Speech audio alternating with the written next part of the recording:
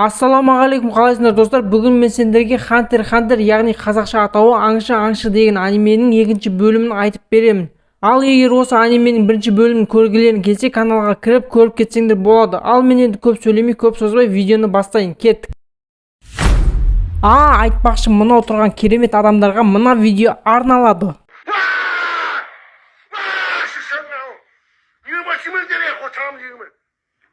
Ешқашан менің ешкім жеңе алмайды. Керек болса Сайпал. Мен ешқашан жеңілмеймін. Мен эгоистпін, Сайпал. Өмірдегі бас тартқаным осы, Сайпал. Елі жетті арманыма қолым ешкіммен сынды. Ал енді видеомызды смело бастай берсек болады. Видеоға кеттік. Гон Хисоканың санын, яғни нөмерін оңайлықпен ала алмайды. Сол себепті ол аралға жақсылап жайғасып, сол жерде жаттығу жасайды. Сосын ол құсты өзінің қармағымен ұстамақ болады. Егер ол құсты өзінің қармағымен ұстай алса, Гонда кішкене болсын Хисоканың санын тартып алуға шанс пайда болады. Солай ол құсты біраз бақылап отырып бір шешімге келеді. Егер Гон санды алу үшін өзінің қарсыласының бірінші болып адамға шабуыл жасаған күту. Қарсыласы шабуыл жасаған кезде одан санын тартып алу керек екенін түсінеді. Гонды бір адам бақылап жүр. Гон жаттығуды көп жасағандықтан оның қолдары қанап кеткен. Гонның қасына көптеген көбелектер келді. Ол көбелектер қанның иісін сезіп келіпті. Гон көбелектерді Хисоканы табу үшін пайдаланады. Сосын Леори мен Томды көрсетеді. Том Леориға іштің ауырғанын тоқтататын дәрі бар ма? Бар болса берші дейді. Леори болашақта дәрігер болатындықтан ол Томның ішінің ауырғанын қалай тоқтатуға болатынын біледі екен. Сол себепті мен сенің ішінің ауырғанын тоқтатамын, бірақ сен маған менің қарсыласымның кім екенін айт. Сол кезде мен сенің ішінің ауырғанын қойғызамын дейді. Том оған сенің қарсыласың Бонзо деген біреу дейді. Сосын Леори Томның ішінің ауырған қойғызбақ болады. Бірақ бір кезде Леориға бір адам шабуыл жасап, Леорионың санын тартып алады. Том бұның барлығын әлгі адаммен келісіп істеген екен. Леори Томның артынан қолайды, бірақ бір кезде Курапика пайда болып, Томды тоқтатады. Сосын әлгі адамның маймылын және өзін ұстап алады. Леори мен Курапика бұл тапсырманы бірге өтеміз деп шешеді. Бір кезде Киллуаны көрсетеді. Киллуаны біреулер аңдып жүр екен. Оны Киллуа біледі, бірақ ештеңе болмағандай жүре береді. Кейін Хисоканы көрсетеді. Хисока бұтақтың ішінде тығылып отқан адамға шық дейді. Ол жерде Гон бар еді. Солай Гон ол жерден шықпақ болады. Бірақ бір кезде басқа бір адам шығады. Ол адам Хисокамен шайқасады. Ол адам Хисокадан жеңіліп өлім мен өмірдің арасында жатады. Сосын Хисоканың қасына біртүрлі бір адам келеді.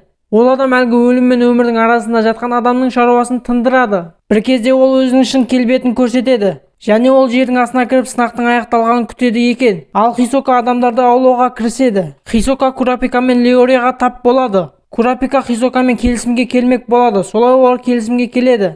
Бірақ Хисока адамдарды қатты өлтіргісі келіп кетеді. Солай Хисока алдынан шыққан адамдарды өлтірмек болады.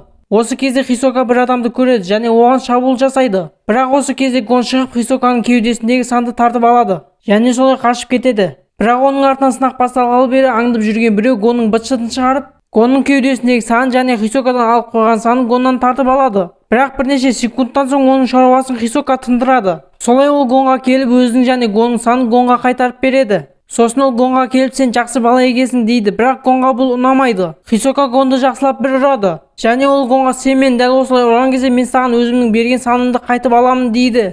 Киллуа өзін аңдып жүрген адамдармен кездеседі. Киллуа олардың шаруасын оп-оңай тындырады. Онымен қоса Киллуа олардың сандарын тартып алады. Киллуаға керек сан 199-шы сан екен. Ол сан әлгі үшеуінің біреуінен шығады. Киллуа ол санды алып қалады. Ал қалған екі санды керек болмағандықтан екі жаққа лақтырып жібереді. Сосын Курапика, Леори, Гон үшеуін көрсетеді. Олардың арасында Гон мен Курапика өздеріне керек сандарын алып алған. Ал Леори өзіне керек санды әлі ала алмаған. Сол себепті Гон мен Курапика Леориға көмектеспекші. Гон исті жақсы сезетін болғандықтан Леорионың қарсыласы Бонзоны искеп таппақ болады. Олар Бонзоның үңгірде екенін анықтайды. Солай Леори үңгірге бір өзі кіріп кетеді. Леори бір кезде үңгірдің ішінен бір адамды тауып алады. Гон мен Курапика біз үңгірдің ішіне кіреміз деп айқайлайды. Және солай олар жүгіріп үңгірдің ішіне кіріп кетеді. Олар Леорионың жылан шағып алғанын көреді және сол жерде Бонзоның бар екенін көреді. Бонзо оларға әлгі адам жыландарына үңгірдің ішінен біреу шығатын болса, менің қасыма біреу жақындайтын болса, сол адамды шағындар деп жыландарына бұйрық бергенін айтады.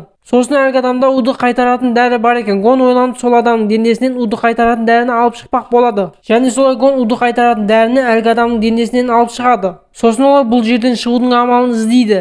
Бонзода любой нәрсені ұйықтап тастайтын түтін бар екен. Олар сол түтін арқылы жыландарды ұйықтатып өңірден шықпақшы.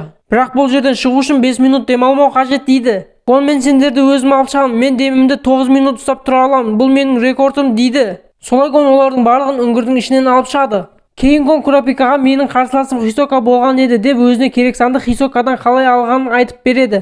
Бірақ Гон сол кезде Хисокаға ештеңе істей алмаған үшін қатты қапаланып жалғызсырағанын айтады. Бірақ Гон менің қасымда сендер бар екендерің есіме түсіп сендерге келдім дейді.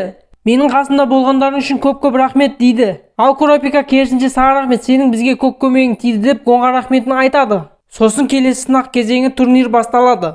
Бұл турнирда кіммен кімнің бірге бір шығатыны белгіленіп қойған екен. Бұл жерде аңшы лицензиясын алу үшін бір рет жеңсе жеткілікті екен. Бірінші матчта Гон мен бір нинзя шайқасқа шығады. Нинзя Гонның быт-шытын шығарып жатты. Бұл жерде өзінің қарсыласы мен жеңілдім демейінше шайқас жалғаса береді. Гон берілмейді. Нинзя Гонның қолын сындырып Гонға беріл дейді. Және Нинзя Гонға өзінің оқиғасын айтады. Нинзя кішкентай кезінен бастап өте ауыр жаттығуларды жасаған екен. Нинзя Гонға өзінің қаншалықты мықты екенін көрсетіп бір саусақпен тұрады.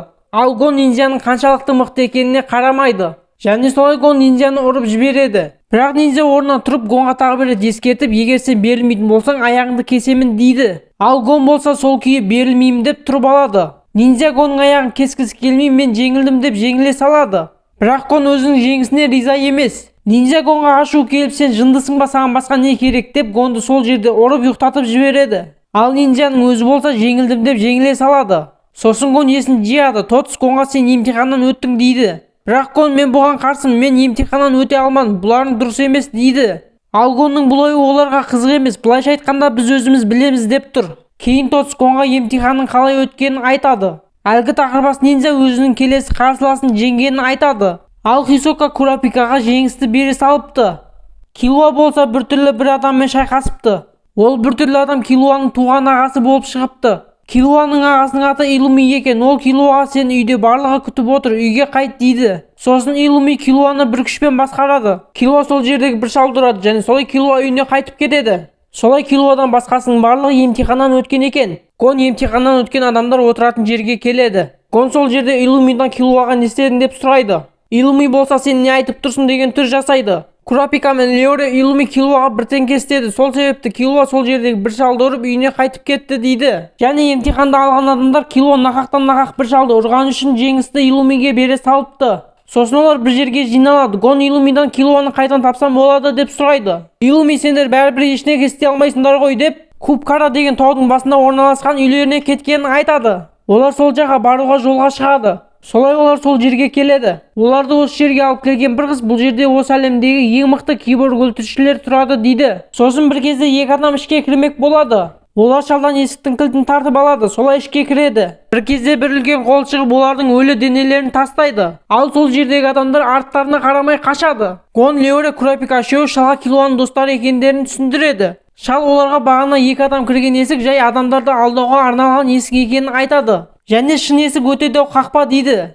Ол қақпаның әрқайсысы 4 тонна екен. Гон, Леоре, Курапика үшеуі ол қақпаны ашпақ болады, бірақ аша алмайды.